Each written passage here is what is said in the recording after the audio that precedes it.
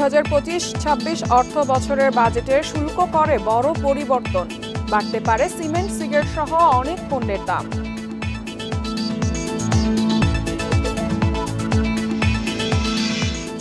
সরবরাহ সংকটে রাজধানীর বাজারে বেড়েছে বেশিরভাগ শাকসবজির দাম, মুরগির দামও কিছুটা ঊর্ধ্বমুখী।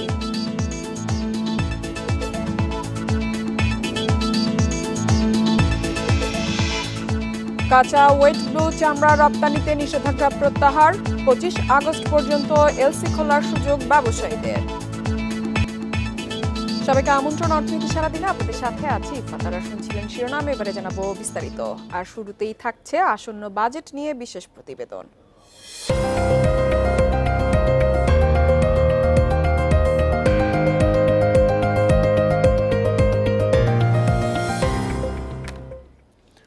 ২০২৫-২৬ অর্থ বছরের বাজেটে শুল্ক এবং করে বড় ধরনের পরিবর্তন আসতে পারে। এতে আমদানি শুল্ক স্তরে যেমন পুনর্বিন্যাস করা হচ্ছে, তেমনি পরিবর্তন আসছে সম্পূরক শুল্কেও। শুল্ক করের প্রভাবে নতুন করে বাড়তে পারে সিমেন্ট, সিগারেট সহ অনেক পণ্যের দাম। এছাড়া কমতে পারে কিছু পণ্যের দামও। তবে বিশ্লেষকরা বলছেন, নতুন করে শুল্ক বাড়ানো হলে মানুষের জীবনযাপনের ব্যয় আরও বাড়বে। আয়ের সঙ্গে ব্যয়ের হিসাব মিলাতে প্রতিদিন হিমশিম খাচ্ছেন সাধারণ মানুষ। এমন সময়ে তাদের প্রত্যাশা, আগামী ২০২৫-২৬ অর্থবছরের বাজেট ঘোষণায় যেন জীবনযাত্রার সাথে জড়িত কিছু পণ্যের দাম কমানো হয়। এদিকে আসছে বাজেটে পুনর্গঠন করা হবে আমদানিকৃত পণ্যের শুল্ক স্তরের সাথে সম্পূরক শুল্কেও। সংশ্লিষ্টরা বলছেন, নতুন বাজেটে কিছু পণ্যের উপর ৩% হারে নতুন করে আমদানি শুল্ক বসতে পারে। এছাড়া ৪০% নতুন সম্পূরক শুল্ক স্তরও যুক্ত হতে পারে। ফলে সিমেন্ট, এলইডি লাইট, সিগারেট ও অটোরিকশার মতো কয়েকটি পণ্যের দাম বাড়তে পারে। এসব পণ্যে কর আরোপ করা হলে মানুষের জীবনযাত্রায় নেতিবাচক প্রভাব পড়বে বলে জানায় consumers association of Bangladesh, cab. আমদানি শুল্ক বাড়াচ্ছেন, যেটার কারণে মানুষের কাছে ক্রয় ক্ষমতা বারবার কিন্তু কমে যাচ্ছে। তো বারবার যখন মানুষের ক্রয় ক্ষমতা কমে যাবে, তখন কিন্তু শিল্প বাধাগ্রস্ত হবে। আপনি বিক্রি করতে না পারলে আপনার প্রোডাকশন এটা কিন্তু মাঠেই মারা যাবে। তো সেই কারণে ব্যবসা বান্ধব হওয়া উচিত। বাজেটে কিছু পণ্যের শুল্ক কর কমানোর প্রস্তাবও করা হয়েছে। পিভিসি পাইপ উৎপাদন উপকরণের আমদানি শুল্ক ২৫% থেকে কমিয়ে ১৫% করা হতে পারে। কপার ওয়্যারের উপকরণ ১৫% থেকে কমিয়ে ৫%, কেমিক্যাল পণ্যের আমদানি শুল্ক ৫% থেকে কমিয়ে ১% করা হতে পারে। কারণ বাজেট ঘাটতি মূল্যস্ফীতির উপর চাপ সৃষ্টি করে যদি আপনি অর্থের সরবরাহ বাড়িয়ে দেন বাংলাদেশ ব্যাংক থেকে ধার নিয়ে।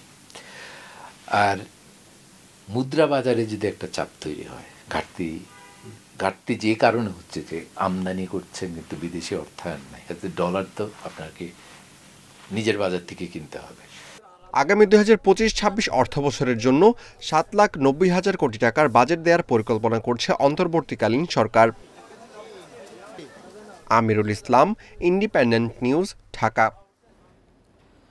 বাস্তবতার নিরিখে আসন্ন বাজেটে সামাজিক নিরাপত্তা কর্মসূচি ঢেলে সাজানোর পরিকল্পনা করেছে অন্তর্বর্তী সরকার। কমানো হচ্ছে কর্মসূচির সংখ্যা।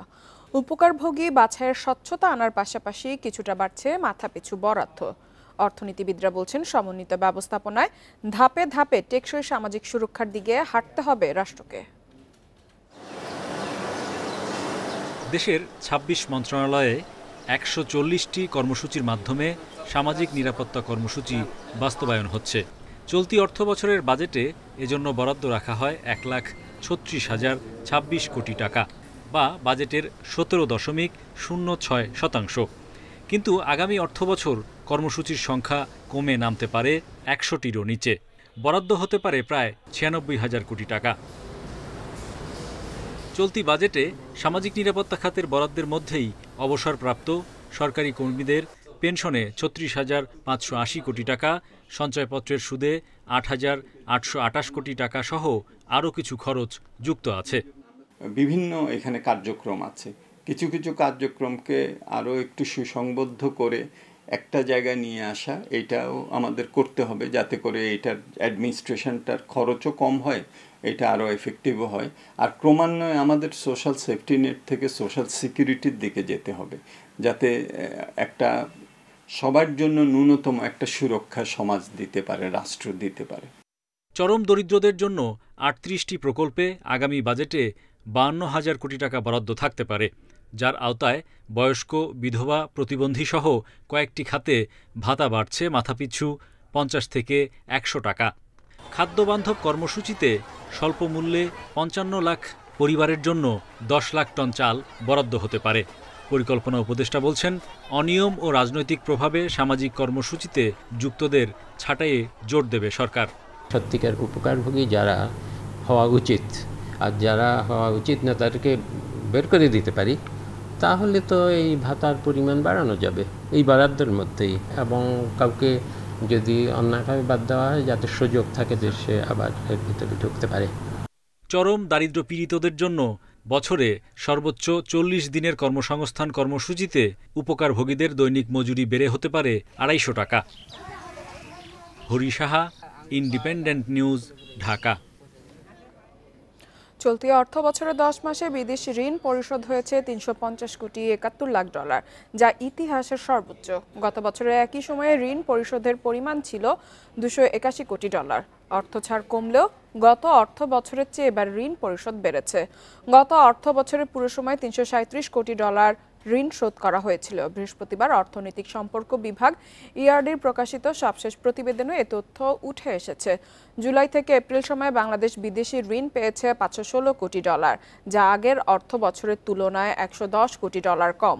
মূলত বিগত সময়ে নেয়া বেশ কিছু মেগা প্রকল্পের বড় অঙ্কের ঋণ ও বাজেট সহায়তার গ্রেস পিরিয়ড শেষ হয়ে যাওয়ায় ঋণ পরিশোধের চাপ ক্রমাগত বাড়ছে, যা আগামী বছরগুলোয় দেশের অর্থনীতির ওপর চাপ তৈরির শঙ্কা তৈরি করেছে।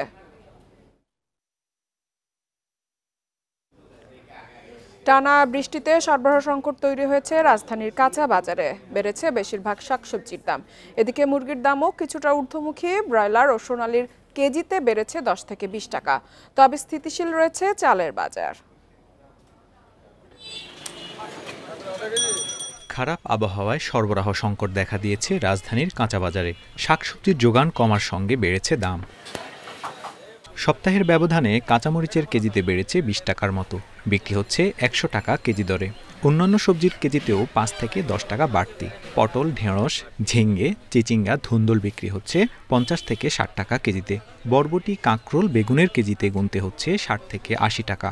বেগুন, চিচিঙ্গা, শসা এগুলো কিছু কিছু দাম বাড়তি, আর অন্য কিছু বাড়ে না। পটল, তারপরে ঝিঙ্গা, ধনেপাতা, জালি, লাউ এগুলোর দাম মোটামুটি বাড়ে না, আগের মতোই আছে। কিছু কিছু সবজি এই যে বৃষ্টির কারণে টানা ২ দিন বৃষ্টি হইতেছে, দামটা একটু বেশি লাগছে। লাস্ট 5 ডেজের থেকে এখন বেশি লাগছে, মনে হচ্ছে ১০ থেকে ২০ টাকা এরকম ভ্যারি করছে। বাড়তির দিকে ফার্মের মুরগির দামও। ব্রয়লার ও সোনালী মুরগির কেজিতে বেড়েছে ১০ থেকে ২০ টাকা। ব্রয়লারের কেজি ১৭০ থেকে ১৮০ টাকা, আর সোনালীর কেজি বিক্রি হচ্ছে ২৬০ থেকে ২৮০ টাকা। কাঁচা রাস্তা যেগুলো আছে এগুলো কোনো গাড়ি যেতে পারে না, আর পাকা রাস্তার সাথে তো খামারগুলো অনেক কম। তো কাঁচা রাস্তার এখান থেকে মাল টানতে গেলে গাড়ি করে আপনার ২-৪-৫ জন বা এক্সট্রা লোক লাগে, তো ওদের বেতন টেতন দিতে গেলে ২-১০ টাকা বাড়বে এরকম বৃষ্টি থাকলে। তবে স্থিতিশীল সরু চালের দাম। বাজারে নতুন চাল আসায় দামে মিলছে স্বস্তি।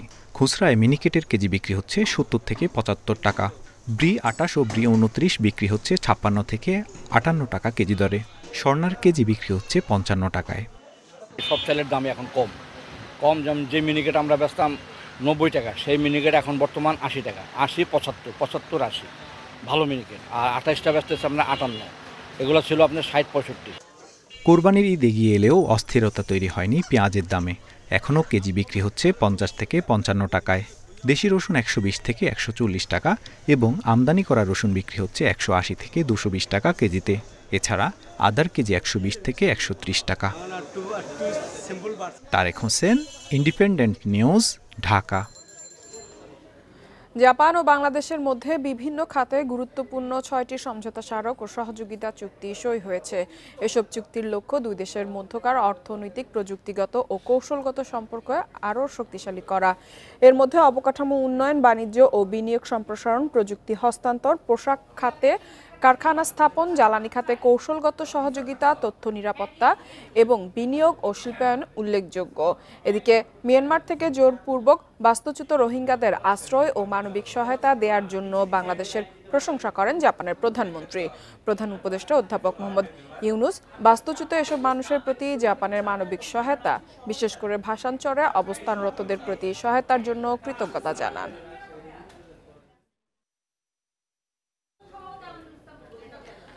কাঁচা ওয়েট ব্লু চামড়া রপ্তানিতে ৩ মাসের জন্য নিষেধাজ্ঞা তুলে নিয়েছে সরকার। এতে আগামী ২৫ আগস্ট পর্যন্ত এলসি খুলতে পারবেন ব্যবসায়ীরা।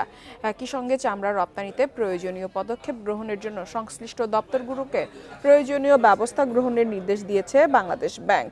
কেন্দ্রীয় ব্যাংকের বৈদেশিক মুদ্রা নীতি বিভাগ থেকে এই বিষয়ে প্রজ্ঞাপন জারি করা হয়েছে। বর্তমান প্রেক্ষাপটে কাঁচা ওয়েট ব্লু চামড়া কেস টু কেস ভিত্তিতে রপ্তানিযোগ্য পণ্যের রপ্তানি আগামী ৩ মাস অর্থাৎ ২৫ আগস্ট পর্যন্ত অবাধ ও উন্মুক্ত করা হলো। বিগত প্রায় ১ দশকের নেতিবাচক অভিজ্ঞতা বিবেচনায় নিয়ে এবার কোরবানির পশুর চামড়ায় ন্যায্য মূল্য নিশ্চিত করতে চায় সরকার। প্রায় ৩৫ বছর পর সে কারণে কাঁচা ও ওয়েট ব্লু চামড়া রপ্তানির শর্ত ৩ মাসের জন্য শিথিল করার সিদ্ধান্ত নেওয়া হয়েছে। তবে এই সিদ্ধান্তে কাঁচা চামড়া ব্যবসায়ী ও আড়তদাররা খুশি হলেও আপত্তি জানিয়েছেন ট্যানারি মালিকরা। দুর্যোগপূর্ণ আবহাওয়ায় উত্তাল সাগরে ঢেউয়ের তোড়ে চট্টগ্রামের আনোয়ারা ও পতেঙ্গা সমুদ্র সৈকতে একটি কয়লাবাহী বার্জ ও 2টি লাইটার জাহাজ আটকে গেছে। বৃহস্পতিবার রাত ও শুক্রবার সকালে আলাদা 3টি স্থানে এই ঘটনা ঘটে।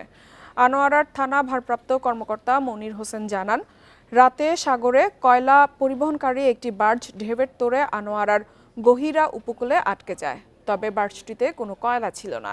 এছাড়া আজ সকালে পতেঙ্গা সমুদ্র সৈকতের চরপাড়া এলাকায় এলপিজি সোফিয়া ও এমভি আলহেরান নামে 2টি লাইটার জাহাজ সৈকতে আটকে গেছে।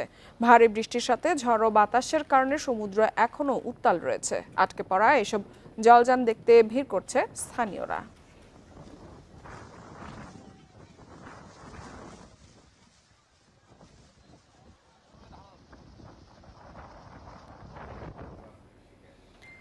দক্ষিণ এশিয়ায় কার্প জাতীয় মাছের একমাত্র প্রাকৃতিক প্রজনন কেন্দ্র চট্টগ্রামের হালদা নদীতে ডিম ছেড়েছে রুই, কাতলা, মৃগেল, কালবাউস প্রজাতির মা মাছ। বৃহস্পতিবার মধ্যরাত থেকে নদীতে ডিম আহরণ শুরু করেন জেলেরা। চট্টগ্রাম বিশ্ববিদ্যালয় হালদার রিসার্চ ল্যাবরেটরির সমন্বয়ক অধ্যাপক মঞ্জুরুল কিবরিয়া জানান, গত 1 সপ্তাহের বেশি সময় ধরে হালদার পাড়ে অপেক্ষায় ছিলেন ডিম সংগ্রহকারীরা। বৃহস্পতিবার দুপুর থেকে ভারী বৃষ্টি শুরু হলে প্রস্তুতি নেন তারা। সন্ধ্যার পর উজান থেকে পাহাড়ি ঢলে নামতে শুরু করে হালদায়। এতে নদীর পানি ঘোলা হয়ে ওঠে। রাত 12টার দিকে জোয়ার শুরু হলে ডিম ছাড়তে শুরু করে মা মাছ। রামদাস মুন্সির হাট থেকে মাদুনাঘাট এলাকা পর্যন্ত কয়েক কিলোমিটার এলাকায় রাতভর ডিম সংগ্রহ করেন জেলেরা। অন্যবারের চেয়ে বেশি ডিম আহরণের সম্ভাবনা রয়েছে এবার।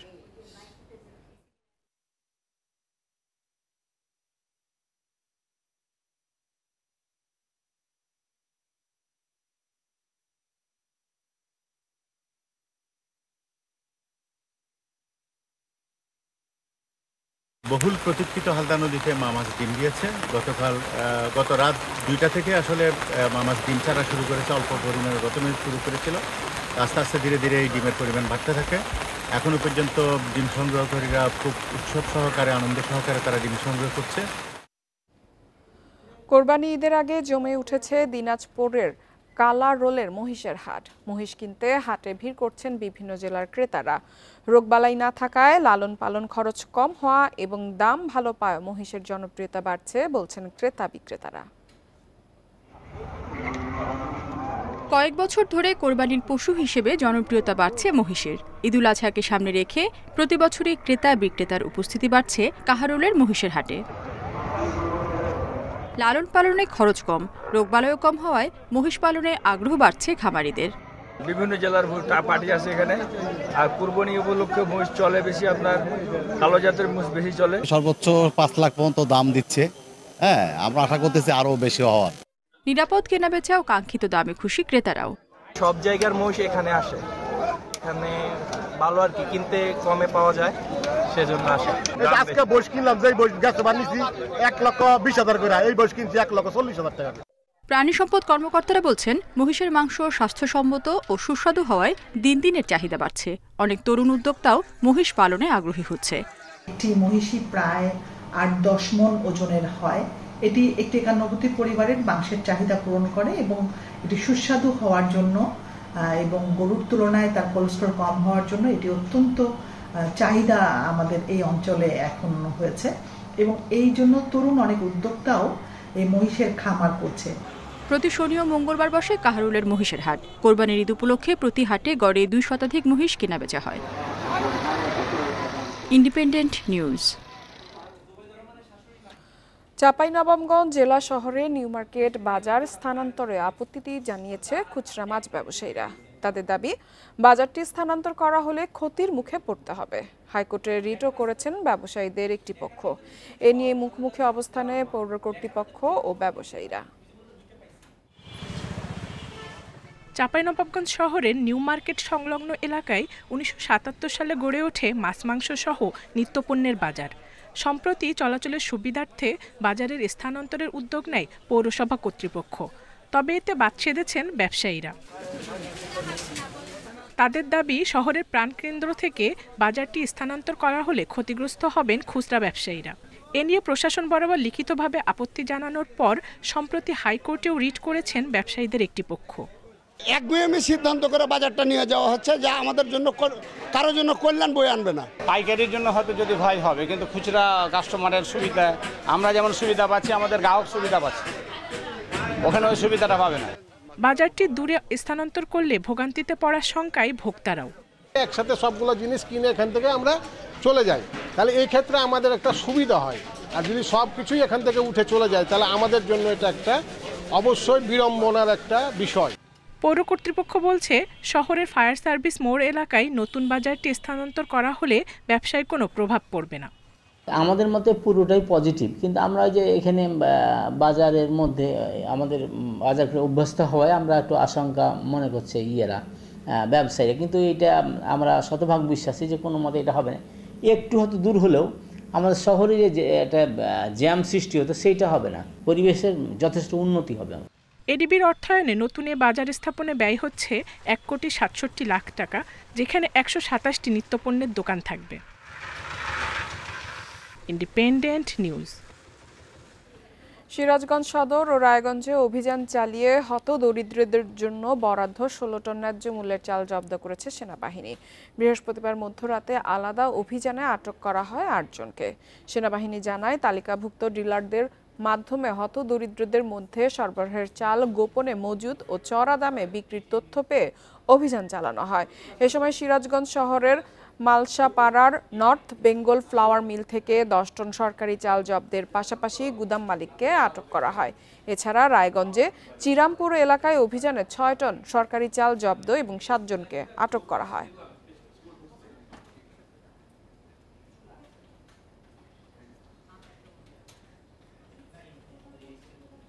নোয়াখালীর হাতিয়ায় মেঘনা নদীতে ঝড়ো বাতাস ও ঢেউয়ের তোড়ে রড সিমেন্ট বোঝায় একটি ট্রলার ডুবে গেছে। বৃহস্পতিবার দুপুর 2টার দিকে চান্দনী ইউনিয়নের ভূমিহীন বাজারের পূর্ব দক্ষিণে এ ঘটনা ঘটে। এ সময় কোনো নিখোঁজ বা হতাহতের ঘটনা ঘটেনি। স্থানীয়রা জানান, বৃহস্পতিবার সকালে দুর্যোগপূর্ণ আবহাওয়ার মধ্যে রড সিমেন্ট ও মুদি মালামাল নিয়ে এমবি পাহিম নামের ট্রলারটি চট্টগ্রাম থেকে সন্দ্বীপ হয়ে হাতিয়ার উদ্দেশ্যে যাত্রা করে। পথে হাতিয়ার পূর্ব দক্ষিণে মেঘনা নদীতে ঝড়ের কবলে পড়ে। এক পর্যায়ে রড সিমেন্ট বোঝায় প্রায় 4 কোটি টাকার মালামাল নিয়ে ট্রলারটি ডুবে যায়। এ সময় ট্রলারে থাকা লোকজনকে উদ্ধার করে স্থানীয় জেলেরা।